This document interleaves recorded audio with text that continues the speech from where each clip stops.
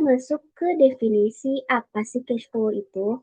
Nah, cash flow itu merupakan arus kas yang dimana cash flow itu mencatat segala aktivitas atau uang nyata yang masuk dan keluar dalam suatu bisnis.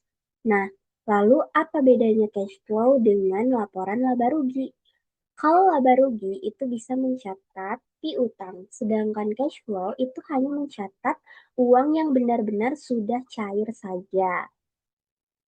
Nah, lalu kegunaan cash flow itu apa sih? Ya tentunya untuk menilai seberapa layak sih bisnis kita untuk dijalankan atau seberapa banyak modal sih yang kita miliki untuk menjalankan suatu bisnis dapat dilihat di cash flow. Namun, kelayakan bisnis tidak hanya dilihat dari cash flow-nya saja, tetapi juga harus ada kriteria investasi yang menentukan apakah bisnis itu layak untuk dijalankan atau tidak.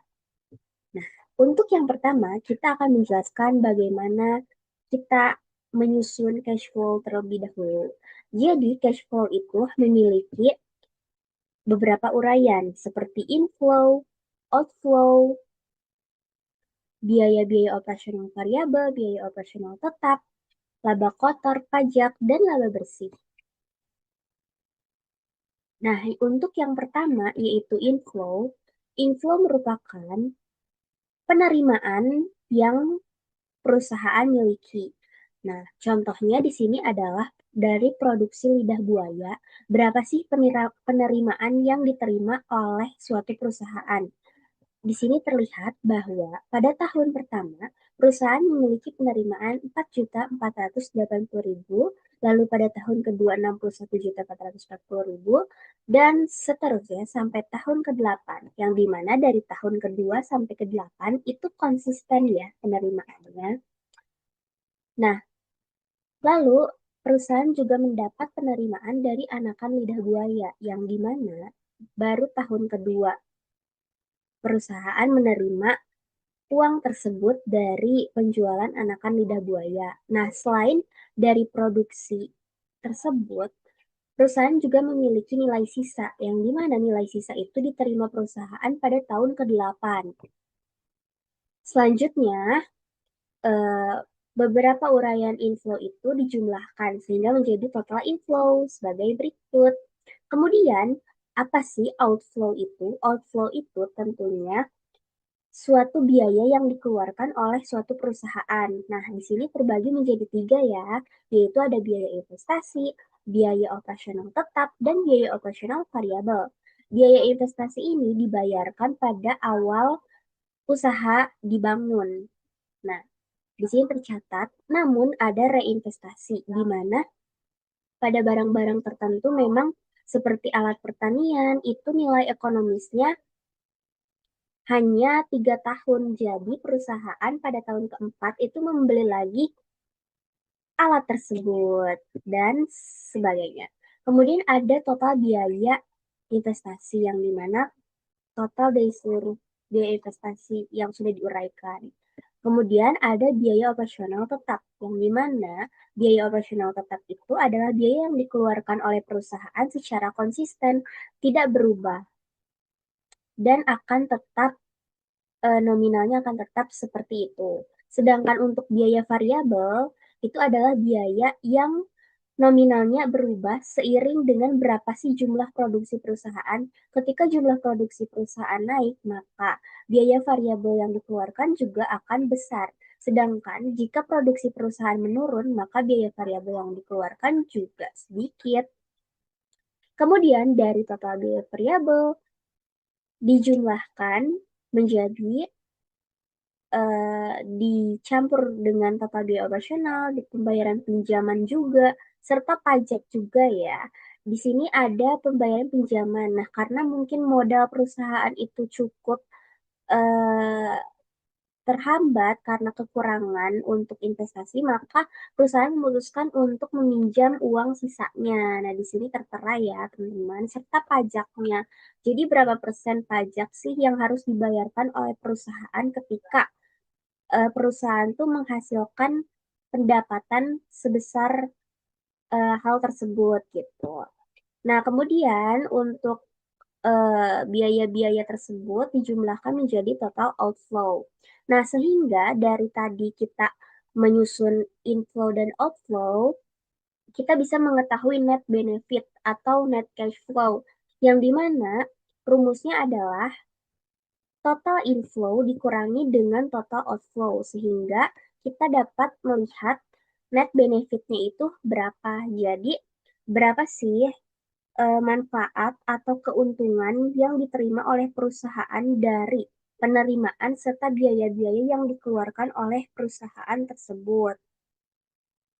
Nah, setelah itu baru kita bisa menghitung atau mengukur kriteria investasi, yang dimana kriteria investasi itu berguna untuk menentukan apakah usaha itu layak dijalankan atau tidak. Nah, yang pertama, di sini contohnya ada NPV. Nah, NPV itu istilah simpelnya itu menghitung selisih antara nilai uang yang masuk sekarang dengan modal yang dikeluarkan. Karena karena nilai uang 10 tahun lagi itu akan berbeda dengan sekarang. Penyebabnya adalah inflasi. Nah, untuk mencari NPV itu, kita juga membutuhkan diskon faktor. Nah, di kasus tersebut itu dijelaskan bahwa diskon faktornya itu sebesar 8%. Maka kita harus mengalihkan uraian-uraian tersebut dengan 8%, sehingga kita dapat menghitung NPV. Yang artinya, jika NPV itu lebih besar dari 0, maka bisnis tersebut bisa dikatakan layak. Nah, selain NPV, indikator untuk menilai kelayakan bisnis itu dilihat dari IRR atau Internal Rate of Return. Nah, yang dimana simpelnya IRR ini adalah tingkat pengembalian modal dalam persen. Ibaratnya bunga yang dihasilkan oleh bisnis tersebut. Nah, jika IRR-nya itu lebih tinggi dari bunga bank, maka investasi ini tuh lebih menguntungkan daripada kita menyimpan uang di bank gitu. Terus selanjutnya ada juga payback period. Nah, yang dimana payback period ini tuh simpelnya adalah mengukur seberapa cepat si modal awal kita itu bisa kembali atau istilahnya balik modal gitu. Nah, indikatornya semakin pendek waktunya, misalkan balik modal dalam 3 tahun dari total 10 tahun proyek, maka resiko bisnisnya itu dianggap semakin rendah gitu. Nah, terus yang terakhir itu saya akan menjelaskan terkait BC rasio atau net BC. Nah, net BC ini merupakan perbandingan antara total manfaat atau keuntungan dengan total biayanya. Nah, implikasinya adalah jika BC rasio ini lebih besar dari satu, artinya setiap Rp1 yang kita keluarkan itu menghasilkan lebih dari Rp1 kembali. Seperti pada contoh ya ini 1,63 yang dimana usahanya bisa terbilang layak. Seperti itu. Mungkin sekian dari saya. Terima kasih banyak atas kesempatannya. Mohon maaf apabila masih banyak kekurangan. Wassalamualaikum warahmatullahi wabarakatuh. Oke, setelah kita menghitung kelayakan usaha, yaitu dimulai dari perhitungan biaya investasi, biaya tetap, biaya variabel, cash flow, dan juga laba ruginya, kita juga akan mencoba untuk menghitung harga-harga atau perhitungan-perhitungan yang mungkin untuk menghadapi resiko yang mungkin terjadi di masa depan. Seperti halnya pada proyeksi cash flow lancar, laba rugi bernilai besar, dan rasio kelayakan finansial semuanya menunjukkan warna hijau. Tetapi, sebagai seorang pelaku usaha atau investor yang bijak, kita tidak boleh hanya terpaku pada kondisi ideal yang serba normal. Pada kasus tersebut terlihat bahwa perkebunan budidaya lidah buaya ini menghadapi pendapatan yang normal dan kelayakan yang positif. Akan tetapi, jika kita permisalkan harga pupuk pada perusahaan tersebut itu naik dan produksi lidah buayanya menurun, maka akan menghasilkan pendapatan yang tentunya berbeda. Juga kelayakan yang jelas berbeda juga. Di dunia nyata, dinamika lapangan selalu penuh dengan adanya ketidakpastian.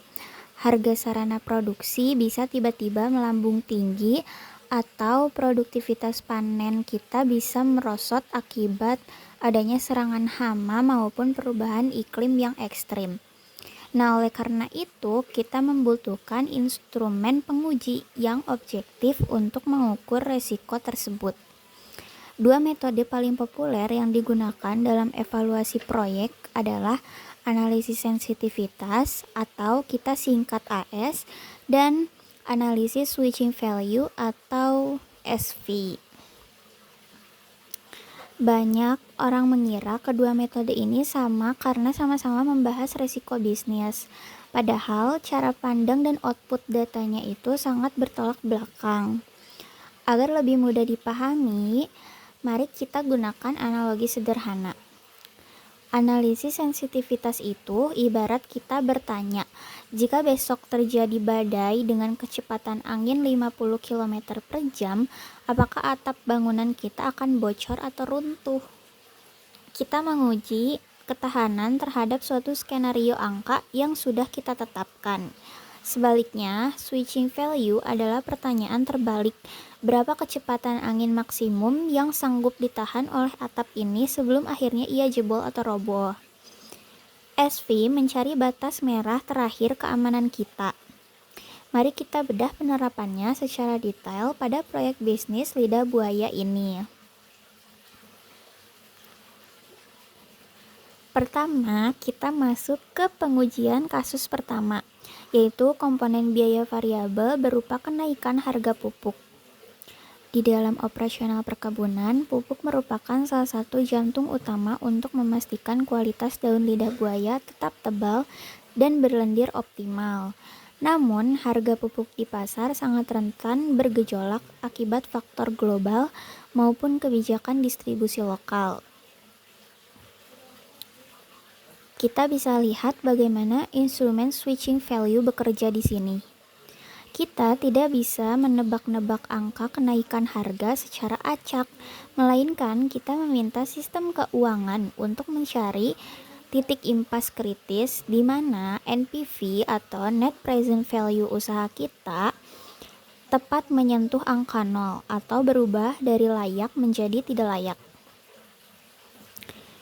Hasil olah data finansial kita ini menunjukkan angka yang sangat mengejutkan dan berubah cukup signifikan. Ketika kita menaikkan persentase biaya pupuk secara ekstrim hingga 1000% lebih, yaitu tepatnya ada di 1032%, usaha lidah buaya ini ternyata masih mampu menghasilkan NPV positif meskipun tipis, yaitu sebesar 73.576. Akan tetapi, ketika kita menaikkan 1% saja di atasnya, yaitu menyentuh angka 1033%, garis pertahanan bisnis kita langsung jebol. Nilai NPV akan berubah menjadi negatif sebesar minus 9.175. Secara matematis, titik switching value atau ambang batas toleransi tertinggi kenaikan harga pupuk untuk bisnis ini berada pada angka 1032,889%.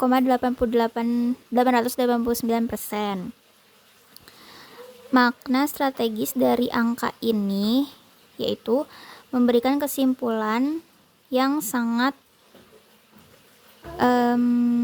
cukup melegakan bahwa struktur pembiayaan bisnis lidah buaya kita itu berada dalam kategori sangat aman dari resiko volatilitas harga pupuk.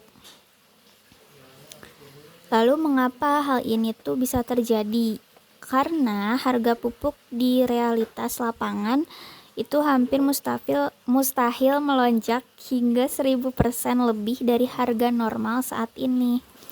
Jadi, untuk urusan risiko biaya pupuk, tingkat keamanan investasi kita sangat tinggi. Selanjutnya, kita bahas ke instrumen yang kedua, yaitu analisis sensitivitas atau AS. Dengan studi kasus yang jauh lebih sering terjadi di lapangan, yaitu penurunan volume produksi akibat kendala teknis atau alam sebesar 28%. Skenario ini sangat penting sekali karena penurunan produksi langsung menghantam komponen pendapatan utama atau bagian inflow di cash flow kita. Ayo kita cermati perubahan angkanya di spreadsheet berikut. Nah, pada kondisi operasional tahun normal, target produksi lidah buaya itu mampu menghasilkan pendapatan sebesar 61.440.000 per tahun. Namun ketika volume produksi tersebut dipangkas atau diturunkan menjadi 28% akibat adanya penurunan produktivitas tanaman, nilai pendapatan tahunan itu otomatis turun anjlok menjadi 44.236.800 per tahunnya. Yang dimana artinya perusahaan itu kehilangan hampir sepertiga dari seluruh total potensi pasokan pasar. Nah, apakah penurunan yang cukup drastis ini akan membuat investasi kita langsung gulung tikar atau tidak layak dijalankan? Nah, untuk mengetahui hal tersebut, maka inilah fungsi analisis sensitivitas, yaitu memberikan jawaban yang menyeluruh melalui kalkulasi ulang indikator kelayakan dengan tingkat suku bunga acuan yaitu 8%. Ternyata berdasarkan hasil perhitungan ulang di lembar kerja, proyeksi arus kas ini ternyata terbukti memiliki fleksibilitas dan daya lentur finansial yang cukup baik. Nilai NPV-nya atau nilai present value dari total keuntungan atau PV positif tercatat sebesar 73.518.390. Sedangkan present value dari pengeluaran atau PV negatif terkontrol di angka 72.138.333. Hasilnya NPV akhir yaitu tetap bertahan di zona yang positif dengan nominal 1.380.056. Selanjutnya kita juga bisa melihat nilai dari net benefit cost ratio atau net BC, yaitu berada di angka 1,02. Artinya setiap 1 rupiah modal yang tertanam masih mampu mengembalikan nilai investasi di atas 1 kali lipat. Sementara itu, indikator paling penting bagi investor yaitu IRR atau Internal Rate of Return. IRR ini berada di angka 8,525%. Karena nilai IRR-nya ini posisinya masih lebih tinggi dibandingkan dengan biaya modal atau tingkat suku bunga acuan bank yang sebesar 8%, maka keputusan finansialnya menyatakan bahwa usaha lidah buaya ini tetap layak untuk dijalankan. Dampak negatif yang perlu kita waspadai atau antisipasi adalah waktu pengembalian modal atau payback period yang mengalami kemunduran menjadi 3 tahun 8 bulan. Nah, setelah kita membedah kedua instrumen pengujian tadi, yaitu analisis sensitivitas dan switching value, apakah kita bisa mengambil keputusan bisnis baik dari analisis sensitivitas maupun switching value bukanlah alat untuk mengusir masalah, melainkan untuk menavigasi risiko. Melalui kedua instrumen tersebut, kita dapat menemukan suatu benang merah yang bisa dipetik dan bisa mempertahankan usaha tersebut. Dari sisi struktur biaya operasional, di mana kita mendapati harga pupuk memiliki ruang aman yang sangat longgar hingga 1000% lebih. Sementara melalui analisis sensitivitasnya, kita mendapatkan gambaran real mengenai kondisi keuangan jika terjadi skenario penurunan produksi 28% yang hasilnya menyatakan bisnis kita tetap kokoh di atas batas kelayakan investasi minimal. Dengan memegang kedua data ini, perusahaan tidak lagi menjalankan bisnis pertanian seperti sebuah spekulasi atau spekulasi yang rapuh, karena perusahaan bisa melangkah ke lapangan dengan rasa percaya diri yang tinggi karena seluruh resiko terburuknya tadi telah diukur dan dipetakan dengan sangat matang sejak awal di lembar perencanaan keuangan. Nah, data-data ini juga bisa digunakan untuk meyakinkan para calon investor atau untuk menyusun strategi mitigasi operasional jangka panjang seperti mengunci kontrak harga pupuk berkala dan memperketat pengawasan kesehatan tanaman lidah buaya agar produktivitasnya itu tidak merosot melewati batas amannya.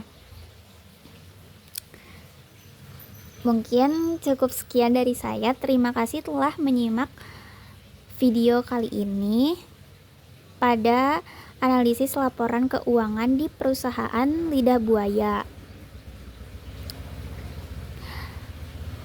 Sampai jumpa di video pembahasan berikutnya.